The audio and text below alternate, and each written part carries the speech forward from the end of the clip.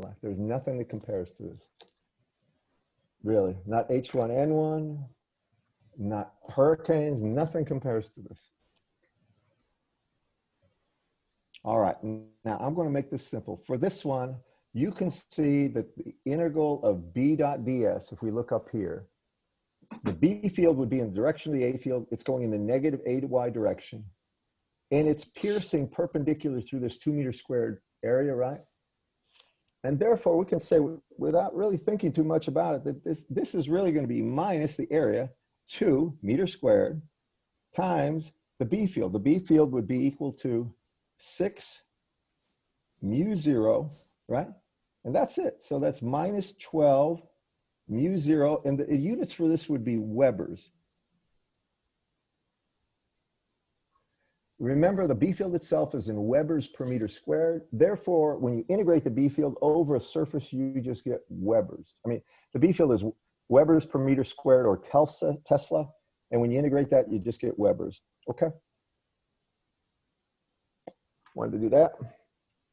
Let me get back to this homework. I'm not going to worry about that other problem. For this one, when two infinitely long wires carry a current of 20 amps, what is the magnetic flux penetrating that loop? Did we do this problem, class, or not? Did we do this problem right here, 3? No. Has anybody looked at it? Anybody tried it? All right, I want to just go through this quickly. Let me add one thing.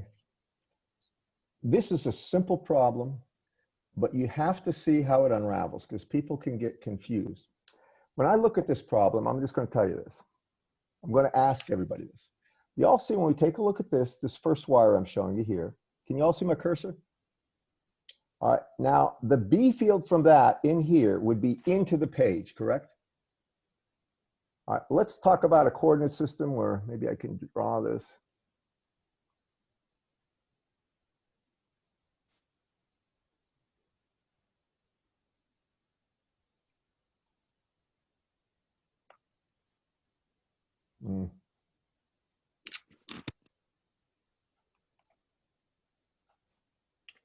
I'm going to call this X, the X-axis, this, wait a second,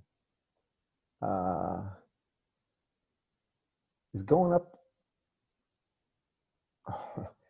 I'll make this the Z-axis, straight up, and out of the board, so we got X cross, well, it'll be X cross Y, well, that won't be, then this would be Y here, right? X cross Y equals Z. These are the relative axes. So going into the paper, it would be in the plus Y axis. Do you all see that, the way I've drawn it? X cross Y is Z, this is a right-hand system. So the flux from the first wire, and I better label this here, call this 2. From the first wire, I could say that B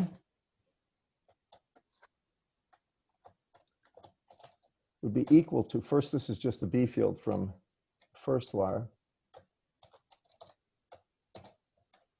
would be, now you'll notice this is the 0 axis right here, right? This is at Z, at X equals 0 right here. B1 would be equal to simply, it would be going into the Y direction, so it would be equal to mu 0, wait a second.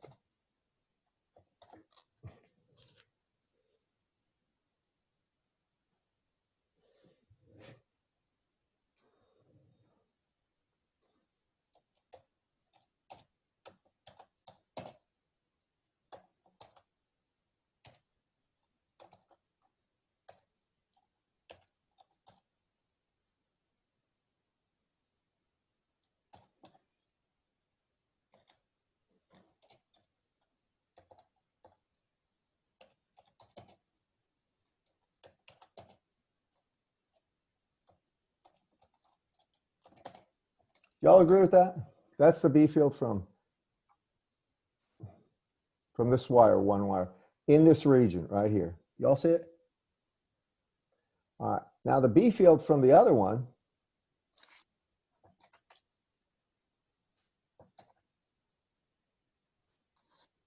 I want you to notice this.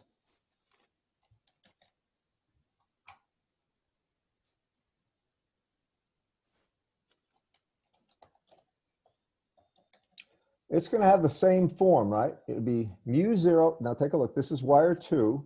Use the right-hand rule here, and I'm going to try to slow down.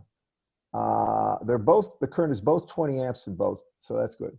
So if I look at the current going down in this direction, and I want the B field here in this region between 1 and 2, we'll get it in a loop in a second.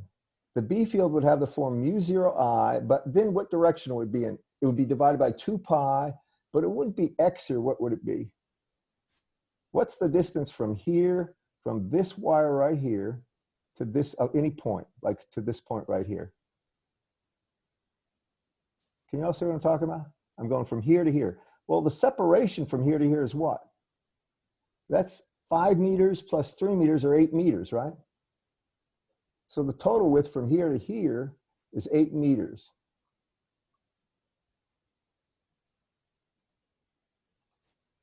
You know what I'm doing? When you look from here to here, you have 8 meters, don't you? Class? You all see what I'm saying? Now, since this is at 8 meters, if I want what the distance is from this wire to any point here between the two, it would be 8 minus x, right? Isn't that right? So I'm going to put here 8 instead of 8 instead of x. And it's in the same direction. It's in the AY direction, isn't it? Can you all see this, class?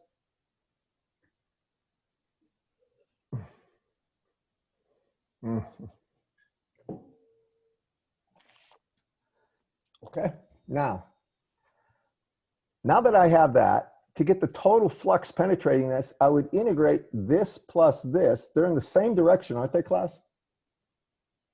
So if you integrate this plus this, since they are in the same direction, they would be additive. Do you agree? And therefore, the flux through there, maybe I can get a little room for myself here. The total flux penetrating that region, and I'll put it here,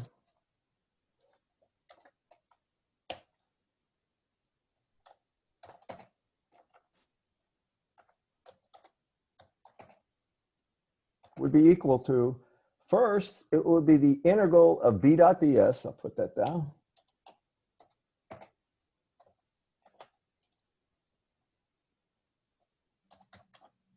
Which would boil down to be equal to the integral of this,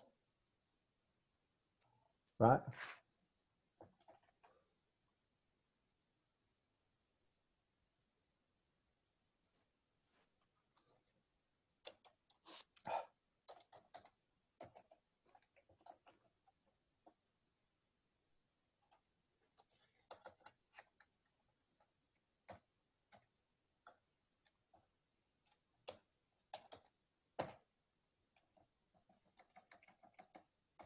I'm going to make this short in a second. And it's going to be dotted into ds, which is going to be equal to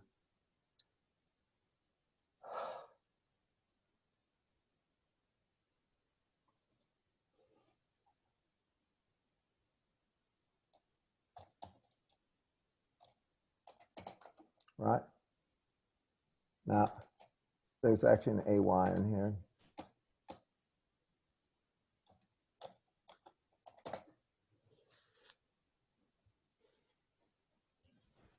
Professor, isn't it dx dz? Well, if you look at the coordinate system right here, see how this is in the plane? Oh, you're right. I'm sorry. DZ, you're absolutely right. Absolutely right, DZ.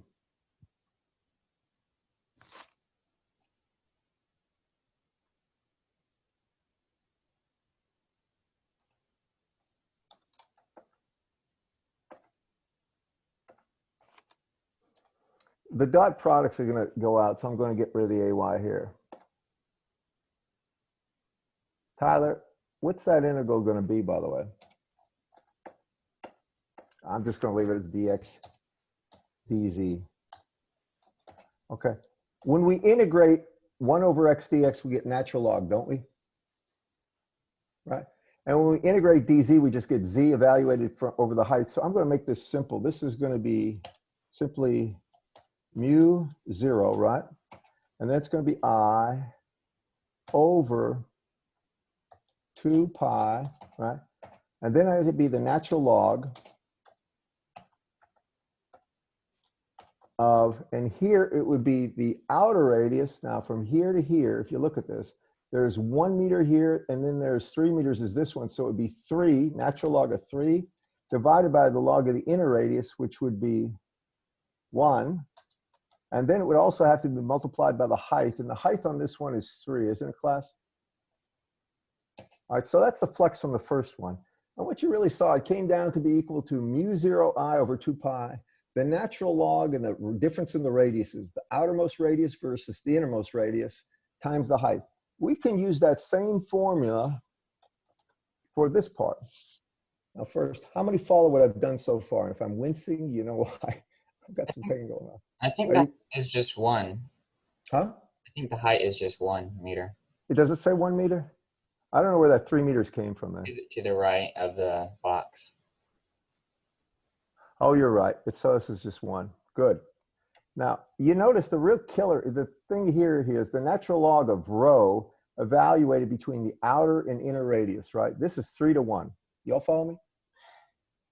Now, I'm going to go ahead and take that same thing, and I'm going to just copy it if I can. Put it here. And I'm going to change one thing. You still have I over 2 pi. All this is the same, but what's the difference here, guys? John, do you see it? When I take a look at this, this has the same exact form, isn't it? The B field from this one is going to be mu 0 I over 2 pi. And we do a natural, when we integrate this, we'll get a natural log.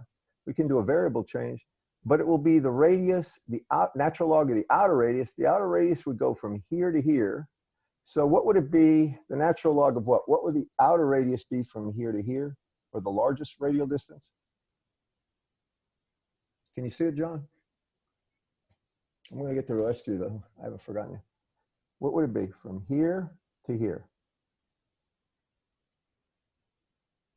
Well, what is it from here to here? It's 8, isn't it? Yeah, wasn't it 8 minus x? Minus 1, isn't it? Isn't that 1 here? Oh, you're saying, yeah, to there be 1. Yeah, Or I'm trying to get 7. the distance. I'm trying to get the distance from 2 to this outer edge, right? So 7. All right, thank you. It's a very unpleasant experience. Now, what's the distance from here to here? 5. All right, do y'all see that? And that would be the flux going through this loop. It's that simple and that hard. Okay? And I'm not even going to bother adding them up. That's what it would be. Can you all deal with that, class? Any questions about that? All right. This is an experience, all right. All right, the next, did anybody try this problem right here? The last one?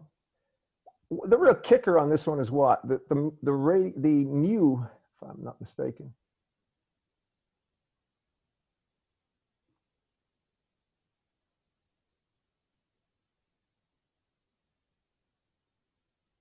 This is the flux between the inner core radius and the, the inner core's radius and the beginning of the outer core, or B, correct, class? Maybe I'll do this on DotCam. So really what we have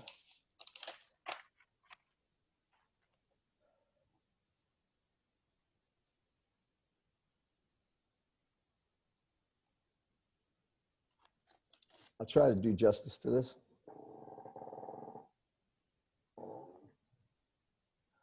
Is this.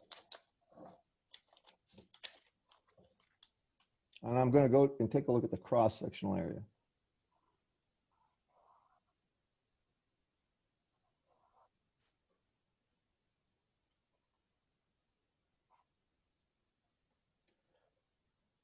Between A and B, we have a current I coming, I'll say, out of the page right here. And let me give you a coordinate system. So this is going to be, Z will be coming out. This will be rho. And when we take a look at this, we have a total current I coming out. And it's, I mean, it's really evenly distributed over the radial distance A, or the surface area pi A squared. And that means if I'm at a distance here, rho, the H field, better yet, the B field would be equal to simply the total current I here over 2 pi rho. And that's the radial distance from the center of that to here. And it would be in the actual A phi direction. In other words, if the current's coming out, the actual B field would be circulating this way. Do you agree with me, class?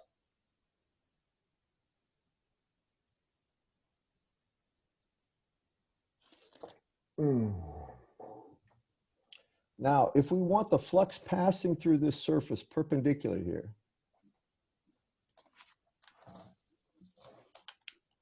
we want the flux through this surface, then we can say the magnetic flux is equal to the integral of B dot ds.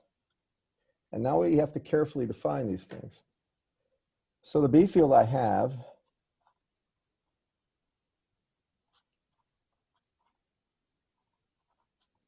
does everybody understand how come that's the B field? And it's times mu 0, by the way, unless it's different. Everybody understand that, class? Let me show of hands. Something to indicate you got that, right? Now, the surface is what? I didn't define this very well. The phi direction is perpendicular to that surface, right? So it would be in the A phi direction, because I'm talking about a surface here. And the surface would be d rho dz, right? Can you all see that? Right? It's going out radially and it's coming out in the z direction, right? It's at a given phi. Now, when we do this, it's a double integral. And here, rho would go from A to B, from the inner radius to the outer radius, right?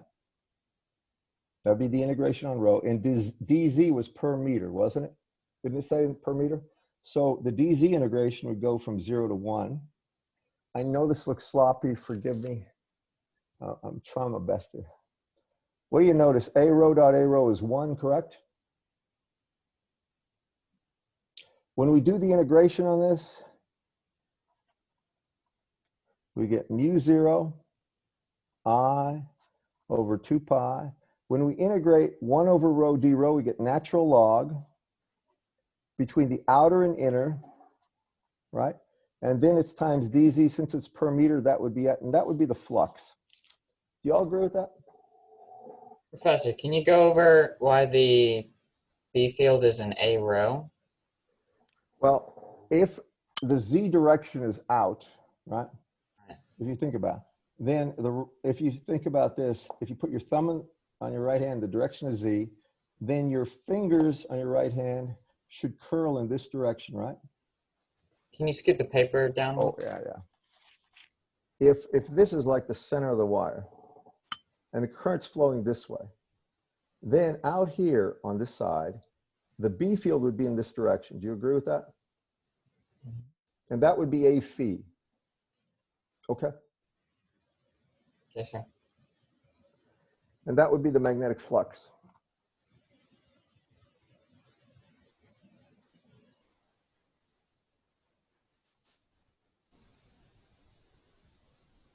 That would be it.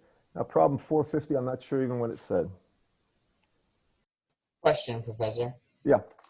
So that has also like an outer shell conducting current. Does that not affect it at all since it's inside that? Well, they wanted the flux between A and B, didn't they? Yes. Then the outer part doesn't matter. They just want it between A and B. So with a coaxial cable, is the nice thing about it then is the two fluxes will cancel each other outside of the cable. Is that correct? The flux outside the cable goes to 0, and that's the exact reason we use this, because it causes shielding. Everything stays inside the cable as far as the magnetic field's energy. And that's the reason coax cables are so effective shields. Okay. All right. Now,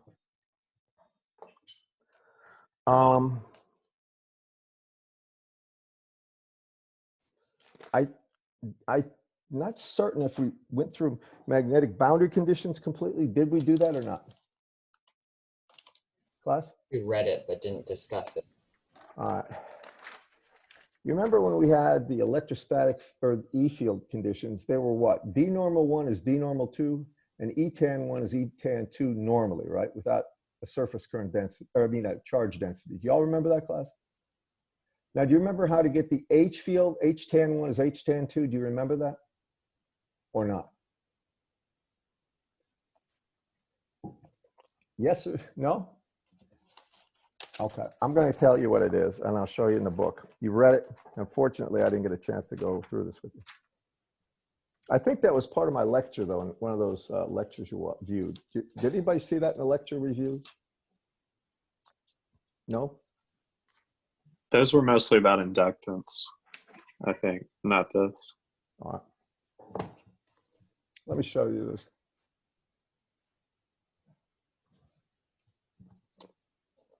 When we take a look at the boundary conditions between two regions, we have region 1 and region 2. What we always look at is the relationship between the tangent E field just below and just above the boundary, and the normal B normal here, and it will have. I'm not sure if it shows this very well. Well, here's what they boil down to. I can actually go through the mathematics, and I will. But B normal 1 is B normal 2. So the B field that is normal will always be the same on one region to the other. And when you talk about the tangent fields, usually it's H tan 1 is equal to H tan 2, unless there's a surface current. And if there's a surface current, you have to use this equation. And I'm going to go through this and try to explain why. And I'm going to use this book because I use this, and I think it'll make sense to you. Normally I would do it on a board, and I would do a few other things, but this is extraordinary time. So he's trying to show you two regions, 1 and 2, on figure 438 on page 257. Can you all see this right here? Okay. If you have your books, you can look. What he's doing here is he's saying there's a surface current density that's into the page. He doesn't give us a coordinate system, but he's going to do two things. He's going to say that we know this is true, and that right there is Ampere's law, right? The integral of H dot dl around any closed loop is the I that's actually penetrating that surface or that loop. And the integral of B dot ds is 0. Do you remember this one? Do you remember where this one comes from? Anybody? Anyone at all? Well, this comes from the differential form. Remember, divergence of B is equal to 0 because there's no magnetic monopoles. Do you remember that? Now, if you integrate the integral of a divergence dot B over a volume, you get the integral of B dot ds. So if I took this and I integrated over a volume, I would get the integral of B dot ds over a surface, and it would be 0. That's just the definition. It means there's no magnetic monopoles. This is the differential form. This is the integral form of the law. Okay? This implies, this right here implies, what's on the next page, that the normal component of the B field on one side is equal to the normal component of the B field on the other side. That's it for magnetics. There's nothing else you need to know about the normal component. Now, the tangent component's a little different. Normal component is perpendicular, right? Can you all see that? Normal is perpendicular to the surface. Tangent component is in the plane where the surfaces meet. Correct, class? Here it's a little different. They use H dot dl is equal to I enclosed, and they use this little concept. I'm going to use this drawing and try to explain this to you in the way I see it. If I use formal math on this, it really kind of cloaks the simplicity of this. It says if you have any region and you take the integral of H dot dl, you get the I enclosed. Well, that means, and it has to be a counterclockwise integral. You can put CCW if you want here. But you're going to start here, and if you integrate around this loop, integrate the H field in all this region, dot dl, it will be equal to I enclosed. You all see that? That's just definition. Definition. So now, if I make the height of this thing go to infinitesimally small, just about 0. So I take that box and I squeeze down the height so it's almost 0, all right? Now really what you have is the integral of from a to b of h dot dl from a to b, and then it's going to be plus the integral from, I guess it would be c to d here. And the integrals in the vertical direction would have no bearing on this. Do y'all follow me? Now, what does that mean? Well, the integral from here to here is going to be the h field in this region, or h tan 1, times the actual length difference, whatever that is, times L. And then it's going to be plus the integral of from here to here, which would be negative, because it would start here, go here. It'd be negative the value of h tan 2 times L, and it would be equal to the current enclosed. And the current enclosed would be the current density, surface current density, K, times the actual length L. Now, I said that in a very, this is kind of a, I'd say it's a rough way of describing it, but I wanted to use this figure. And what that does eventually is this.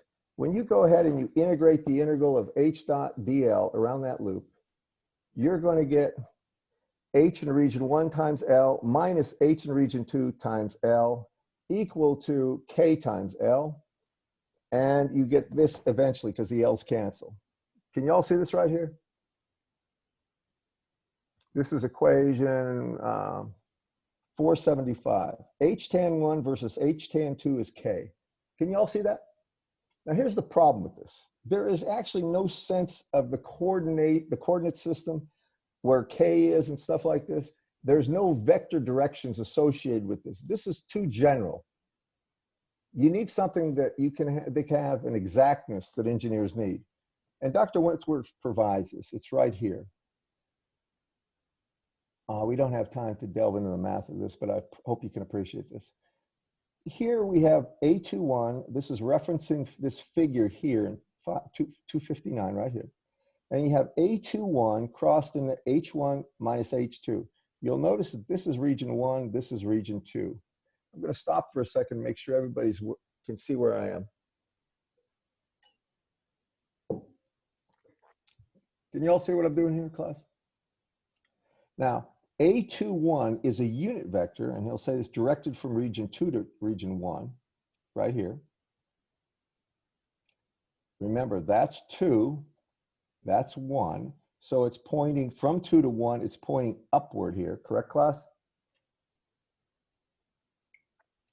And then that's crossed in H1 minus H2. Now, the nice thing about this, A21 crossed into any vector will be the perpendicular, or in this case, the tangent component of the H field. So it'd be really the tangent components here. And this is something, I want to mathematically do one of these for you because this gets a little, it really becomes something where you have to be mathematically rigorous. You have to clearly define H21.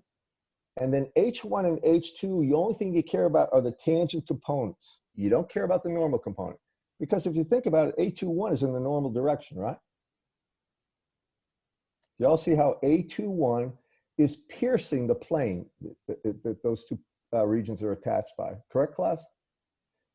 If you take A21 and you crossed it into the normal component of the H field, it would go to 0, right? If you have AX crossed AX, it's 0, for instance. Do you all agree with that? All right. So mathematically, it boils down when you're doing this thing, you have to be exact. And Wentworth's book,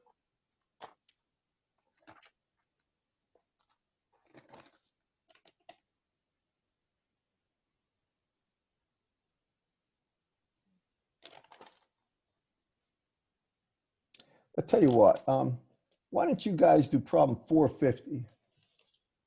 And then we'll talk about it next time using that concept, but it's really just being exact with the definitions, understand?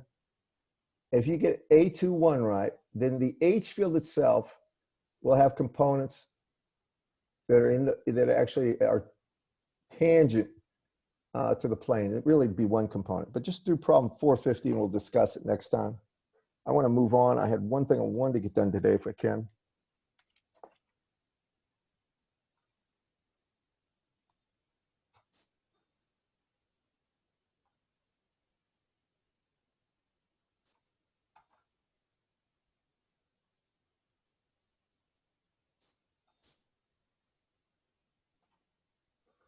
All right.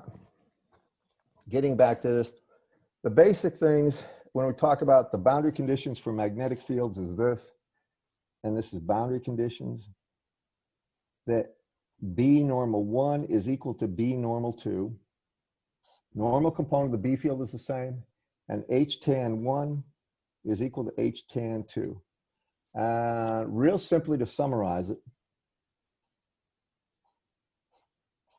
if this is X, this is Y, this is Z.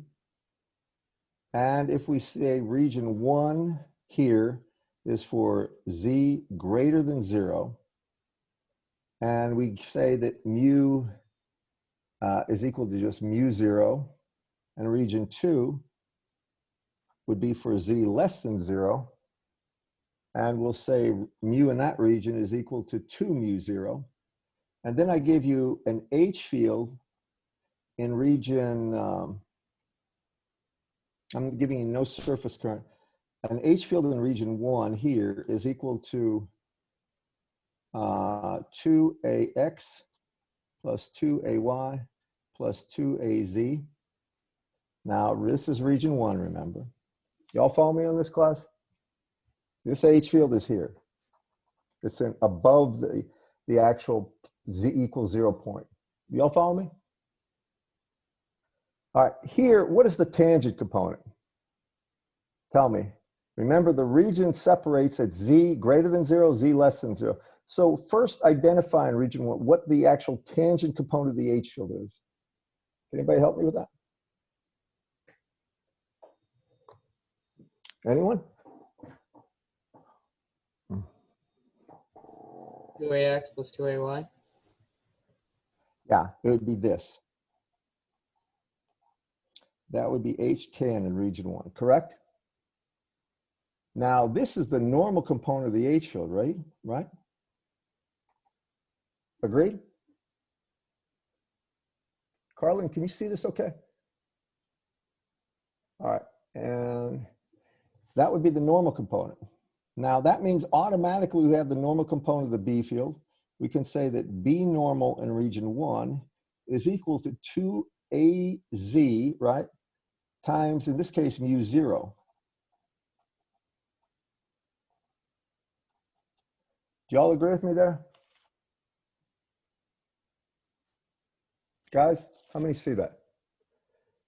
And you know B normal 1 is B normal 2, so we've got the B field in region 2, don't we? The normal component of the B field in region 2. Just work with me here. Do y'all agree with that? Now, what's the H field in region 2 normal? Anyone? Fowler, you want to try? I want you to see this. You all see that that's the actual B field in region 1 or 2, right? It's simply 2 mu 0, right? Well, what's the H field in any region related to the B field? Isn't that B field in region 2 divided by mu in region 2, class? I take a look at this. Here's the B field in region 2. It's 2 mu 0. What is the value of mu in region 2, class? Anyone? Fowler? 2 mu naught. Yeah, so we divide this by 2 mu naught, don't we? And we put it in what direction? AZ, correct? So that means this is simply going to be H normal in region 2 would be equal to just 1 AZ, and it would be amps per meter, right? Now, Yiping, are you there? I see a rabbit, that's all I see. Oh, yes, I'm here. All right, now that we have the H normal in region 2, what is the H tangent in region 2? Um, If you don't know, it's okay. Haran, you want to try? Are you there? Go ahead, take yourself off mute. Uh, I don't know. Sorry. I'm looking for the tangent. How many understand where it is, what it is? I'm not going to call on you. Just show me your hands. Come on, Tyler. You know where it is. All right. What is it? It's right here. H-tan1 is H-tan2. We identified this as H-tan1 in the beginning. So this is the tangent component of the H field in region 2. Isn't it, class? Because there's no surface current. How many see that? Give me a show of hands. I'm starting to really hurt, by the way. So that means I can say the tangent component would be just 2, and that would be AX plus 2AY. And adding these two together, that would be the total H field in region 2. Do you all agree with that? Give me a show of hands if you do. I'm just trying to make sure everybody's paying enough attention that they can understand this later when they're reviewing. Okay? Carlin, did you have a question? Okay. Ben, can you hear me okay and see this? Yes, sir, I can. Okay, all right. Next, we're getting there. I don't spend a lot of time with that. This is what really I wanted to get to. It's inductance and magnetic energy. Now, inductance to me is a very important concept. It's like capacitance for electrostatics. And inductance can be got at a couple of different ways, just like capacitance can be got at a couple of different ways. First, I'm going to do something, and I'm going to talk about the self-inductance of a system.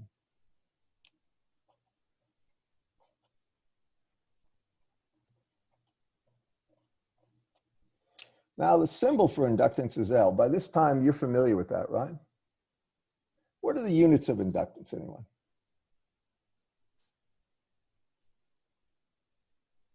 Anybody? John, do you know what they are? Henry's. Henry's. All right, it's just H, right? Inductance is something that's useful because it gives us something that's proportional to the system's ability to store magnetic energy. That's really what it's about for me when it's self-inductance. And we know if we have a system, we have a coil of wire like this, and we have a value of L, and we run a current I through it. I'm trying to give you a picture of what goes on. I know that the magnetic energy in there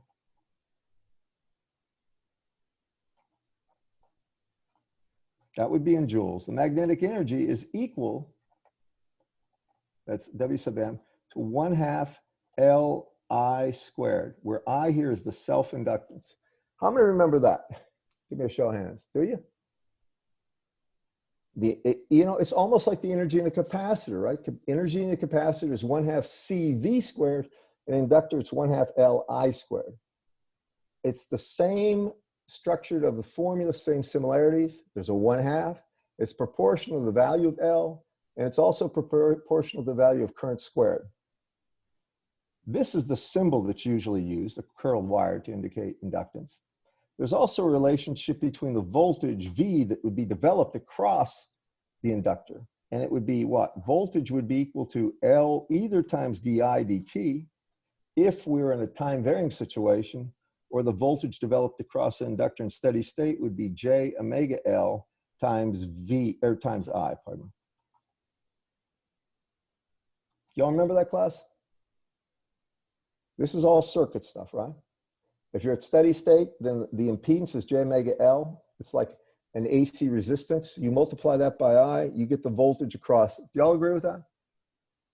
Now, when we talk about inductance, this value here, we can get them two different ways. They're related to these concepts, either energy or voltage slash flux.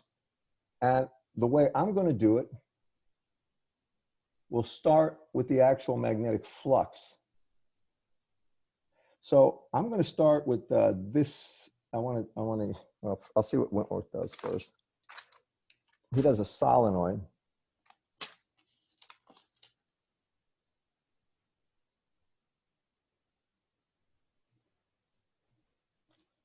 I'm going to do this one, the toroid. So, you know, when we have a toroid, we really have a radius A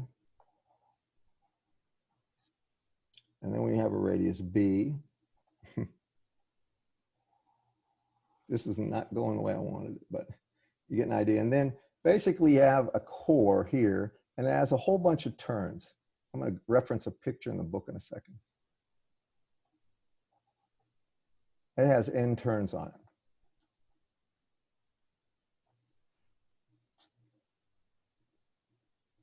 This is supposed to be, take a solenoid and just bend it into a donut. And I'll try to find what you see here. This is what I'm trying to do. Y'all see this on page 270. You have something where you've got a whole lot of turns spun around as something that's bent into a ring, right? It looks like this, really. If we just limit the turns to one portion here, and we go ahead and we take a look at this, that if we take all the turns and we crush them down right here, we don't distribute them, we see that we have something where there's going to be all the flux. If this material that's causing this toroid to be formed is magnetic, in other words, where mu relative is fairly high, all the magnetic flux will be confined to the core of this. And when we do that, we can say that, first of all, this is not a good drawing, but I'll try to do my best. If I'm in this region, let me try to do this again. Give me 1 second.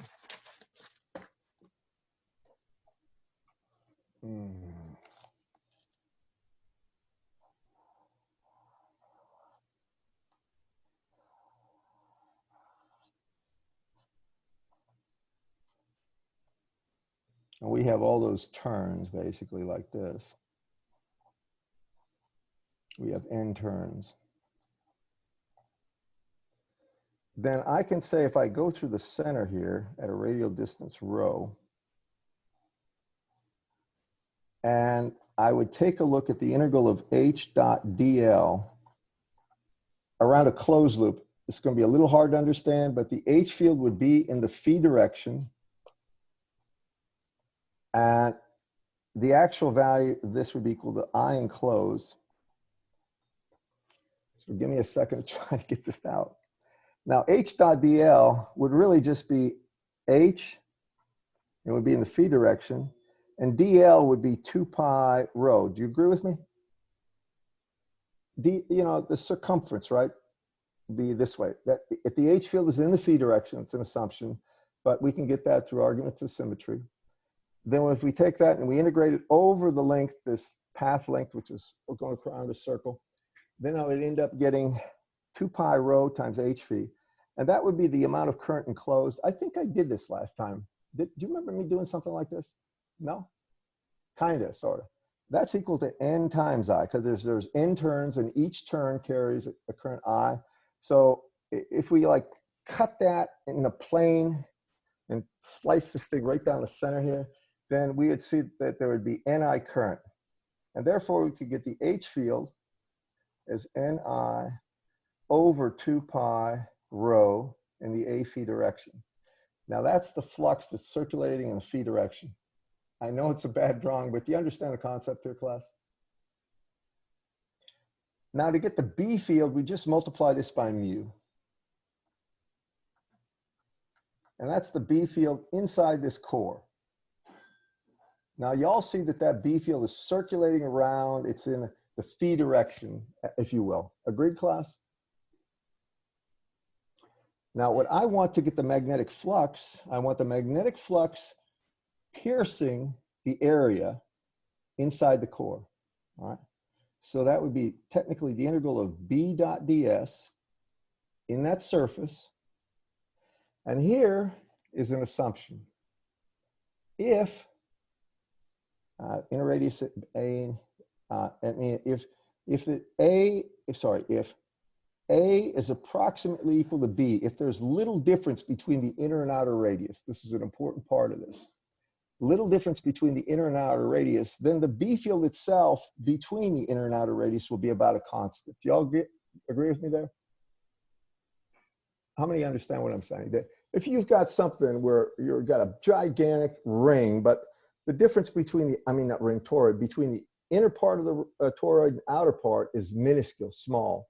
Then you can say that the B field is about a constant. And they talk about something called the mean radius. They'll have something here will be rho sub m, and that's the mean radius. It's the effective radius that they use for these calculations. And the effective radius is between A and B. Then I can say this calculation would be equal to the integral of the B field. Well, we can assume the B field's a constant, which would be mu n times I over 2 pi, and it would be rho sub m, where rho sub m is the mean radius. And this would be in the a phi direction, dotted into ds. Now ds would be the surface that it's piercing there between, it's inside there, it's going through there. And that surface would be really equal to, it would have an a phi component, but it would be more or less equal to, I can't even, let me just do it this way. Instead of ds here, yeah, I can do it this way. It would be an a phi direction, and it would be the cross-sectional area, right? It would be that. I'm sorry, that's not correct. I'm just going to put it as ds here. And this ds is reflective of a differential surface in this plane. And this is the best way to show you. See how there's an area here? You see how that area has a sense, it would be in the a phi direction, but the differential surface is a bit hard to define in terms of differentials, but the total surface area is A. Do you agree with that? Now here's how we do it. If we assume that the B field here, right here, is a constant, when we take a dot product with ds and integrate it, this double integral, we're really taking just the B field times the area itself. So in other words, the magnetic flux is equal to the B field, which is equal to mu n times I over 2 pi rho sub m. And the rho sub m is the mean radius. And then it would be times the surface area, or the area. And that area is defined as A. And that would be the magnetic flux going through that surface. Now, I'm sorry, I wish I could do this a little better, but just realize this is just the flux penetrating this surface as shown here. If we want the inductance, and this is my point, this is self-inductance. Inductance times current is equal to the magnetic flux that's actually associated with, or the magnetic flux penetrating in that area, or sorry, just the magnetic flux associated with the inductor. That's not quite the way I'd like to express it. But what I mean is this current here caused a B field. The B field is going to be contained within this toroid. That B field we can calculate. If we integrate that B field over A, we get the magnetic flux that's actually circulating in this toroid. Does that make sense? Now, that flux is equal to the inductance, the self-inductance of the toroid times I, or the inductance is equal to the magnetic flux divided by I.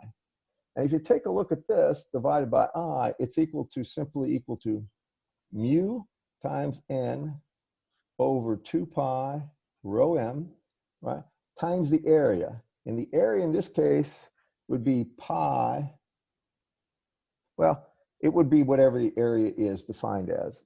And if you look at this right here, if they give me the radius of this toroid, the inner radius of this toroid, the area would be pi a squared. I mean, pi times the radius squared. Do you agree with that? I'm sorry. I'm talking too fast. I'm a lot of pain right now. Agreed, class? All right.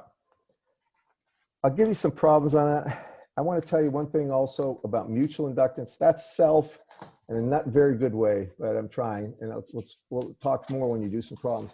But when we talk about mutual inductance,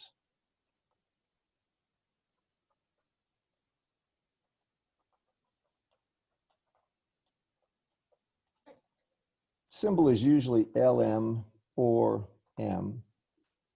And it's a relationship of how much flux in a second circuit is caused by the current in the first circuit. So let me just tell you, if you have a circuit 1, and it has a current I1, and then you have a circuit 2, and it has a current I2, you can say that I1 causes a magnetic flux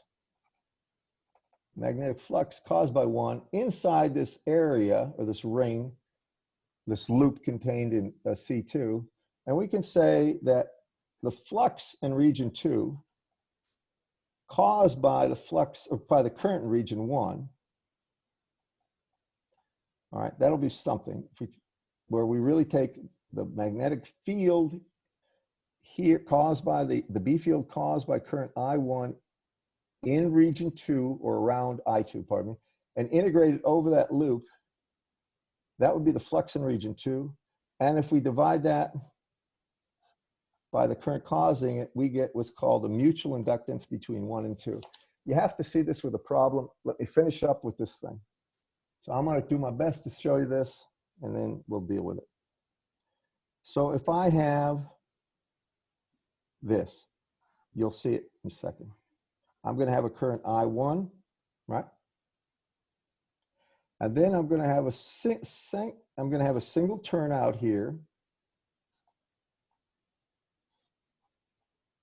I hope you can see the dimensions. It's A is the inner radius, B is the outer radius. This is an infinite current, and this is the circuit 2. If I wanted the mutual inductance between system 1, or this infinite wire, and system 2, that would be the closed loop. This is mutual inductance. That would be equal to the flux caused by the first current integrated over the surface in region 2. So my surface is surface 2, it's this. And then it would be divided by the current causing it, region 1. Do y'all follow me? I know I'm moving a little fast. Agreed, class? Professor, can you try to focus the camera a little bit? Yeah, I'm sorry. Thank you. Agreed? Class? Now I'm going to do this problem for you so you see it. First, what would the B field be out here at a distance rho from current 1? Wouldn't it be mu I1 over 2 pi radial distance rho in the A phi direction? Agreed? Do you agree with that? This is an infinite current, so the B field would have this structure, mu I1 over 2 pi rho in the A phi direction. Now, if I wanted the amount of that, if I take the integral of B dot ds over this region, that would be the flux caused by the current 1 in region 2.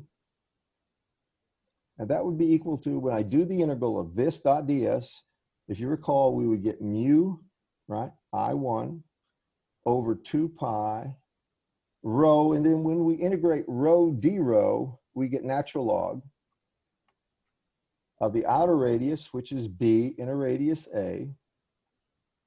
You can see what I'm doing. I know it's going to be a logarithmic difference of the radiuses that will be there, and it's times the height, whatever this height is. Now that's the flux in region 2 caused by the current in region 1. If we want the and this is mutual inductance, then if we take this and divide by I1, now we get L1, L mutual between 1 and 2, or the mutual inductance between these two regions. And when you do that, you get rid of the current, and you can see the mutual inductance is mu over 2 pi natural log of B over A times H. And that is for one turn. Does that make sense to everybody?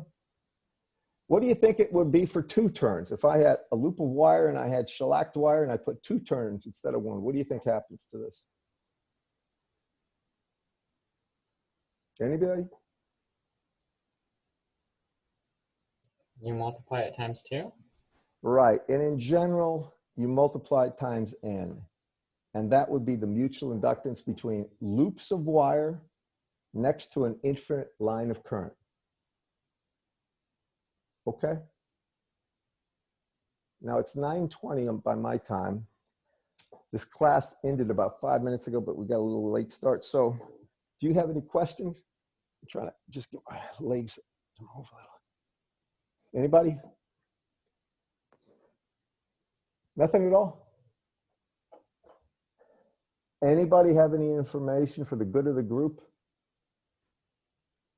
Okay, here are my plans. Today's Friday. I'd like to have one more quiz before final, and I'll do it on Wednesday. Is that okay with everybody? Now, we were also to schedule a second test, correct? No? Just a final exam. Just a final, fantastic. I'm asking you because I have some information here that's, well, actually, I've been in the hospital so long, I'm not sure where the information is, but I'll find. We have just the final, but I'm going to want to get one more quiz in, okay? Everyone? We've had 2 exams, right? Anybody? We just had one. One exam, but we've, okay. I'm sorry, I gotta make sure about this. Yeah, we had one exam and we had a bunch of quizzes, and I'm not sure how many quizzes. We're gonna have one more quiz and then one more and a final. I'm sorry, right? I'll adjust this stuff. We'll talk about it on Monday. But what I want to cover on Monday is going to be, I want to go through some of the problems on inductance. And then I'm going to get into the chapter 5 material, and I'll wrap it up. Do you have any questions? And I'm sorry, but I'm really hurting bad. I'm trying to get out to see. Nothing at all? Any comments? All right. How about we meet up on Monday, and please do your homework. I'm going to give you some. I'm going to take a short break before I give you any homework. Okay, guys. If anybody needs to get a hold of me, you've got my number, and you can email me or call me or text me. All right? Take care, guys. You feel better.